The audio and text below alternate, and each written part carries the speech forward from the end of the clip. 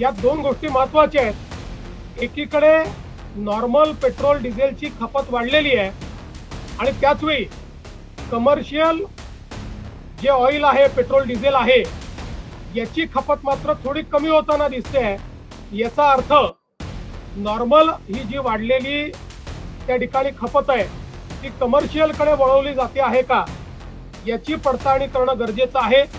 कारण आपण समजू शकता 52% वाढ आणि त्याची आपूर्ती आपण करतो, याचा अर्थ कुठेतरी याच्यामध्ये कोणीतरी साठेबाजी करताय।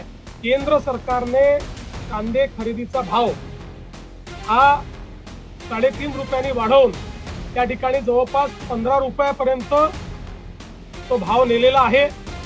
निश्चितपणे शेतकऱ्याच्या संदर्भात राज्यातलं सरकार हे संवेदनशील आहेत।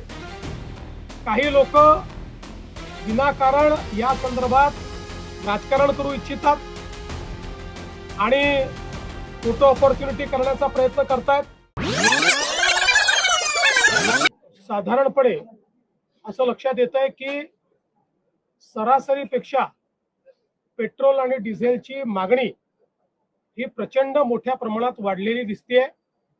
त्याचीही आपूर्ती आपण करतो, पण कुठेतरी याच्यात साठेबाजी होते आहे असे निदर्शनास येत आहे।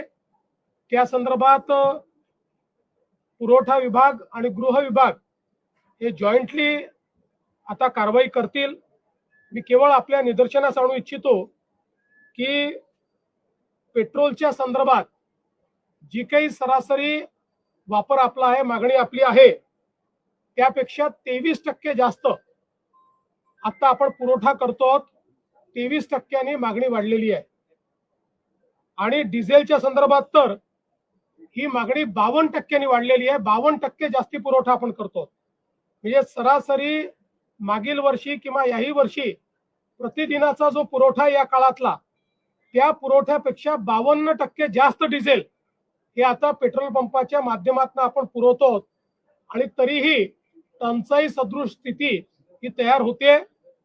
त्यामुळे अगदी उदाहरण द्यायचं झालं तर अकोल्यामध्ये 154% जास्त खपत झालेली आहे, किंवा छत्रपती संभाजीनगर, बीड, भंडारा, बुलढाणा, चंद्रपूर, बुलढाणा, त्यानंतर गोंदिया, हिंगोली या सगळ्या भागांमध्ये 70% पेक्षा जास्त ऍडिशनल खपत ही त्या ठिकाणी झालेली आहे, ज्याचा पुरवठा हा आपण केलेला आहे।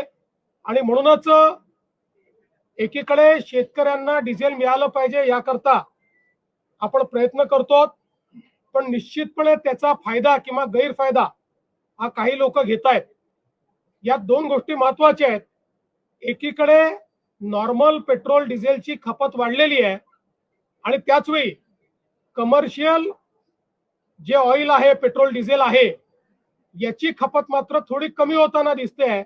याचा अर्थ नॉर्मल ही जी वाढलेली त्या ठिकाणी खपत आहे ती कमर्शियलकडे वळवली जाते आहे का, याची पडताळणी करणं गरजेचं आहे। त्या दृष्टीनं आज आम्ही आदेश दिलेले आहेत।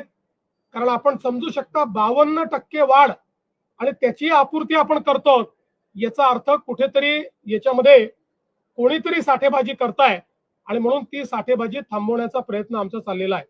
कांद्याच्या संदर्भात आपल्याला कल्पना आहे की कालच केंद्र सरकारने कांदे खरेदीचा भाव हा 3.5 रुपयांनी वाढवून त्या ठिकाणी जवळपास 15 रुपयापर्यंत तो भाव नेलेला आहे। मोठ्या प्रमाणात खरेदी देखील सुरू केलेली आहे। आम्ही केंद्र सरकारला या संदर्भात बैठक घेण्याची विनंती केली होती। उद्या संध्याकाळी केंद्र सरकारमध्ये तशा प्रकारची बैठकही लागलेली आहे। कांद्याच्या संदर्भात सातत्याने राज्य सरकार आणि केंद्र सरकार हे इंटरव्हेन्शन करतायत। 15 रुपयाची खरेदी ही आपण सुरू केलेली आहे। मार्केट इंटरव्हेन्शन आपण सुरू केलेलं आहे। निश्चितपणे शेतकऱ्याच्या संदर्भात राज्यातलं सरकार हे संवेदनशील आहेत।